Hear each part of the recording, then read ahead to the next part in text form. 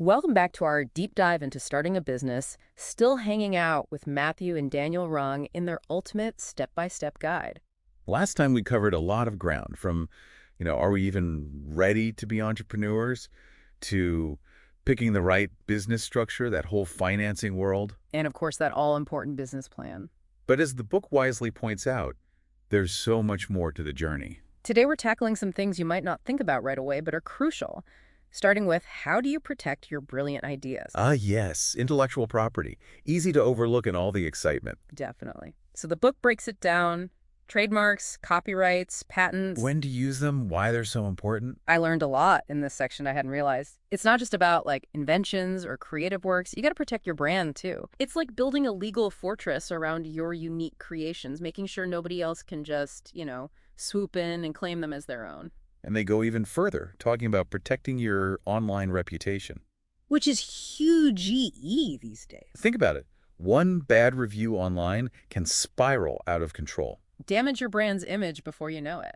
The book gives strategies for managing that proactively, Even how to respond to negative feedback the right way. instead of just ignoring it or getting defensive. Exactly. Address concerns, show you care, and that ties in nicely with branding overall. Ah, yes, creating that identity that truly resonates. Not just a logo, it's your values, how you connect with your ideal customer. It's got to be consistent. They emphasize that a lot. Across all touch points, website, marketing, even how you answer the phone. Every interaction tells your brand story.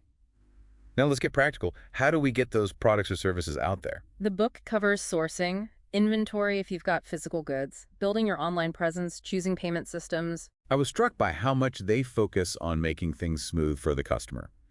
If it's hard to buy from you, get support. It's gone. Simple as that. Streamlining those operations, the right tech, it's key.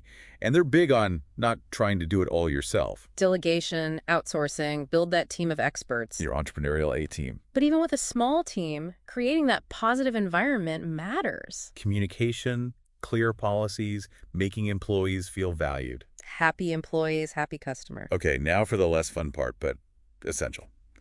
What if things go wrong? Disaster planning, that hope for the best, prepare for the worst mindset. Fire, cyber attack, a pandemic like we've all seen. The book walked you through identifying risks, mitigating them. Having that plan B or even plan C ready to go. One thing they really emphasize is data backup. Oh, losing all your customer data, financial records, nightmare fuel. Robust backup system, essential. And then there's the cyber threats. Data breaches are so common now. Strong passwords, multi-factor authentication, keep software updated.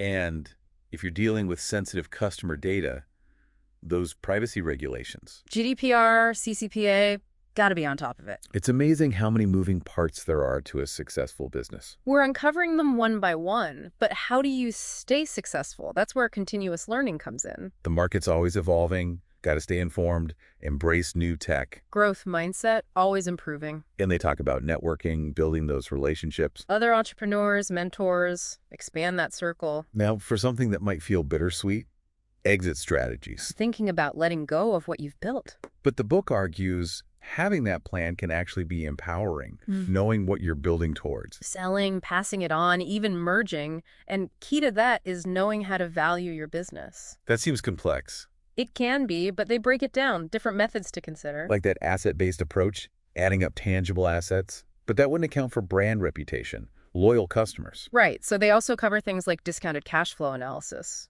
Which looks at future earning potential, the time value of money. So how do you know which method is right? It depends. Your industry, business model, the market itself. Like pricing a house, you can compare, but ultimately, It's negotiation between buyer and seller. the book suggests getting professional help, appraisers, valuation experts. They can give that objective assessment. Now, if you are selling, how do you get the best price?